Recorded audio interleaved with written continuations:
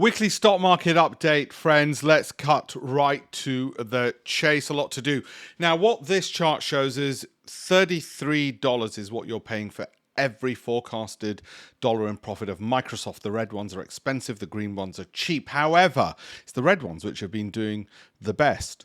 Does that mean the market is full of fools? No. What it means is valuation, which is what that's a measure of, is not the only factor that moves stock prices, which is why when you hear people saying, oh, I think that's overvalued, they're usually fairly ignorant about what moves stock prices, because value is only one thing. Growth, for instance, revenue growth, profit growth is another, cash flow is another, and pure simple, unadulterated momentum is another factor.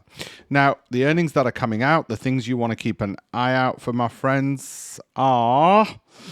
Okay, let me highlight them for you for next week.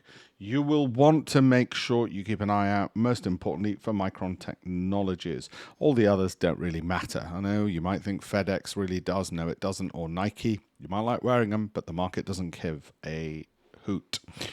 Okay, now let's look at the sectors. Just for a bit of perspective, that's the 0% line. How have they been performing year to date? Well, Nvidia's off the charts, 153 odd percent. You can see most of the stocks doing well are in technology, are in communication services. What does that mean? Well, Alphabet apparently is in communication services. So apparently is Netflix. However, Apple isn't in communication services. It's in technology. Who'd have thought it? Weird. And Amazon isn't in communication services. It's in consumer cyclical. Well, don't tell Amazon Web Services that, will you? My point being that these sector terminologies are pretty pointless. Maybe in energy they're not, but certainly with the new kind of companies. Financials, which were cheap, remember, have been doing rather well, and utilities really take the biscuit. Duke Energy, Constellation, NextEra, of course, have been doing really well. Real estate, not so much. Now, I don't do a top-down approach of saying, well, I'm going to gamble on this sector or that sector, and you'll see why in a second. So that was just for information. What I do is a bottom-up approach where I go through 10,000 companies and look at value, growth, income, and score that out of 10, because how else would you look at 10,000 CVs of companies wanting to manage my pension and manage my son's inheritance? Cash return on capital invested from Goldman Sachs Wealth Management, which they use for their richest clients. There's a reason their clients are rich and keep coming back to them. And the Sortino ratio and alpha, which is actually my way of cheating, because what it does is it looks at historic prices, which don't guarantee the future. Nothing guarantees the future, obviously. You don't get a Nobel Prize in economics for working that out. But they're a pretty bloody useful guide, because something which has been going up 1 or 2% every day usually doesn't go up 100% the next day, does it? So Sortino is a measure of average returns versus the downside risk of missing it. Alpha, market goes up, they go up more. Market goes down, they still go up more. Those are the characteristics you want in your portfolio. If you think of it, you want high Sortino, high alpha. Why? Well, it usually means low drawdowns and quick recoveries. Guess what you want in any portfolio? Low drawdowns and quick recoveries. Anyway, so we sort of cheat by looking at that data amongst other things. Past week, well, Nvidia's up nearly 5% in just a week.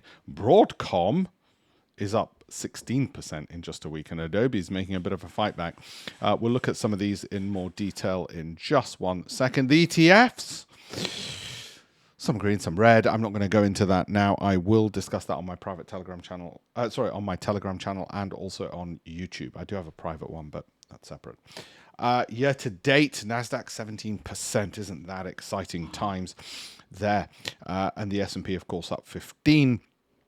Now, look at the sectors which have done well so far this year. I did not gamble which of these horses are going to win at the start of the year. What I did is take, as you know, a bottom-up approach to see which stocks do well, which will not surprise you. We do have a bunch of technology stocks, slightly fewer energy companies, and, of course, a bunch of, now that you know what consumer discretionary means, yes, Amazon, pretty much as well. I don't think we ever filled up on any utilities.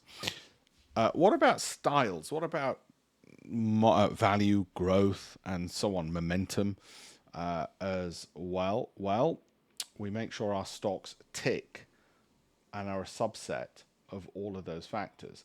So we necessarily have stocks in the winning ones, because if they're not in there, they can't be in our portfolio. Okay, and it excludes the ones which are poor performers because they wouldn't have ticked the other boxes. So it's a simple, logical way of cheating the markets, hacking the markets, I guess. Markets over the last year, 30% up on the NASDAQ, 24. Is your pension up that much? Ask your wealth manager, your IFA.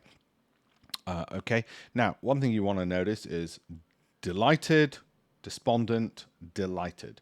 Delighted, despondent, delighted. The 3 Ds is how most people experience the market, even in a year where the NASDAQ is up 31%. Okay, the FTSE 350, these are the biggest movers over the past month. I won't go into those on this call, on this webinar, this video. S&P 500, I like that. I continue to like it. I'm very pleased with it. Here's something I want to tell you. Over the last 9 years, 100% of the time, in July, the S&P goes up, and it has its best month. Best performing month is July, on average, over the last 9 years. I've got 3 times leverage on the S&P 500 and the index tracker.